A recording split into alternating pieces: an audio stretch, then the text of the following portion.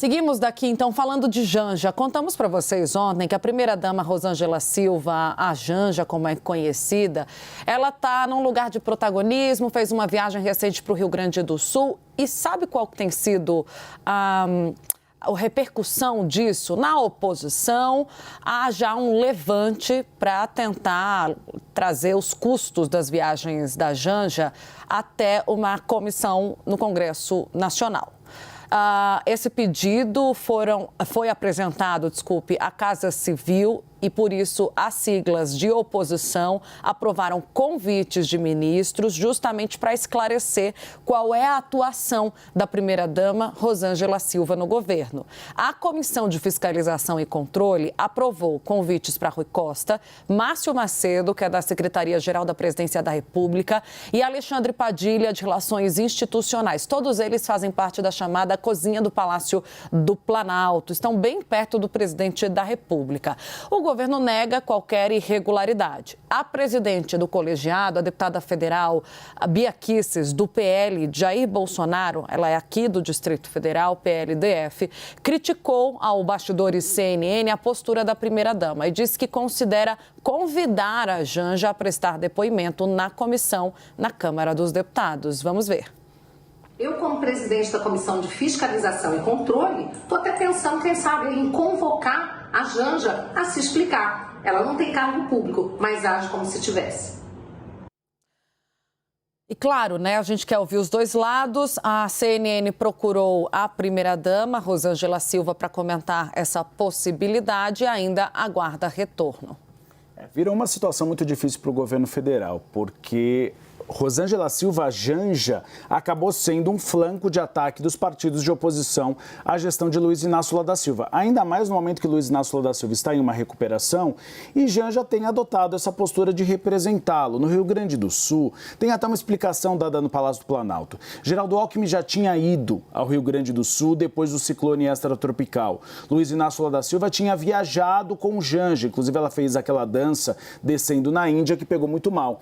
Então o objetivo seria mostrar que Lula está preocupado ainda e enviou a primeira-dama, em vez de ter enviado Geraldo Alckmin. E o problema é que se criou uma narrativa que tem sido muito estruturada pelos partidos de oposição, de que Janja, na verdade, está fazendo papel de vice-presidente. E Janja não tem cargo público. Então, essa é uma questão que agora a Bia Kicis fala da possibilidade de convidá-la para ela explicar realmente qual é o papel da primeira-dama, se há um regramento em relação a isso, e a gente discutiu massivamente isso ontem, da necessidade de se colocar um pouco de limite da atuação da primeira-dama e de que maneira têm sido esses gastos públicos. Ontem, Júlia Zanata, deputada federal do PL de Santa Catarina, apresentou inclusive um ofício à Casa Civil pedindo todos os dados e informações sobre os gastos das viagens da primeira-dama. E a Juliana Lopes tem a apuração. Vem cá, Ju.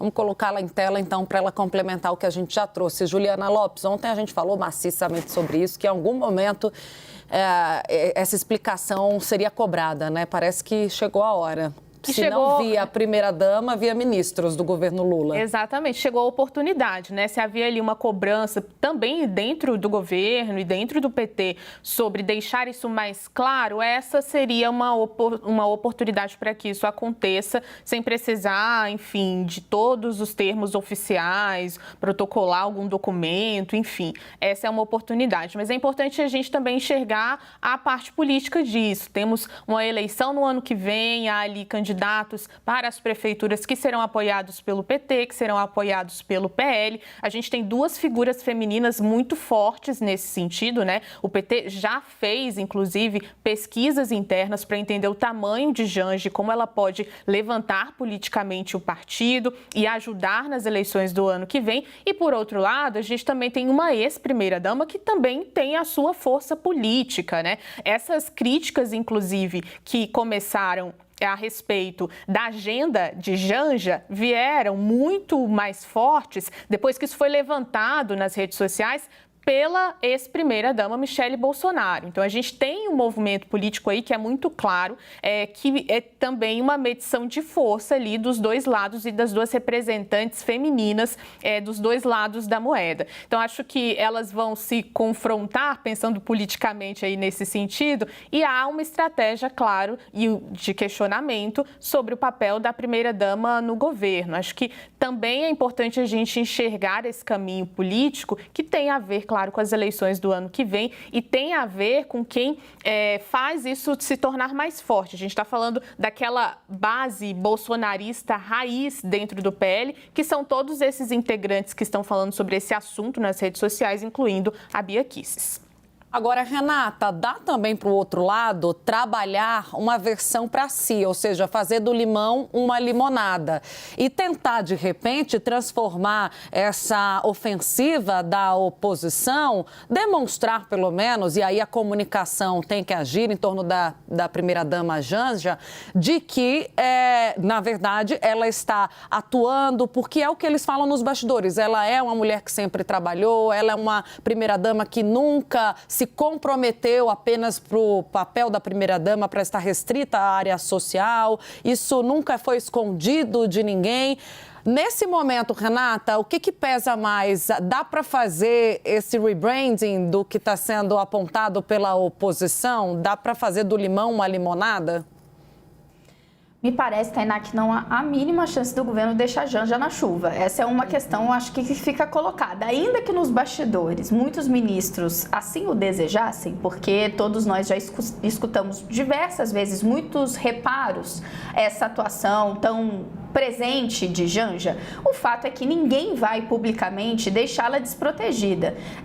Sabedor todos são do quanto isso pegaria mal com o presidente e também com a própria primeira-dama, que é uma figura de enorme influência. Influência por sua proximidade com o presidente, sim, mas por ser uma pessoa com um repertório na esquerda, com uma história de militância no PT, ela tem muitas ligações, tanto dentro do partido, quanto também no meio cultural. Ela foi circulando muito nos últimos anos e angariando esses apoios públicos. Ela é uma presença muito forte nas redes sociais, então ela tem muitos momentos, ela tem a voz de Janja hoje reverbera com a população mais do que reverbera alguns ministros. Não todos, mas alguns com certeza. Então ela tem hoje, ela reúne um poder e um capital político que não será desafiado por integrantes do governo de público.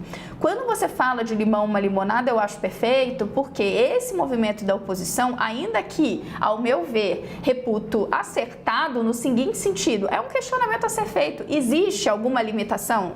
É algo que o legislativo até em algum momento deva se dedicar?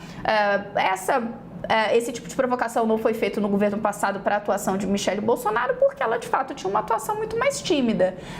Nesse caso, quando temos uma figura forte, querendo ocupar outros espaços, é o caso de se pensar em ela ter uma posição, de fato, com alguns direitos e deveres prescritos? Eu não tenho essa resposta. Me parece que é um debate pertinente. O segundo aspecto é, quanto mais a oposição levantar a bola de Janja, mais ela se tornará uma figura em evidência. Mais as pessoas procurarão saber sobre ela, mais o governo e a própria Janja terão a oportunidade de mostrar o que ela tem feito. Isso reverte a figura de Janja de um capital político mais poderoso.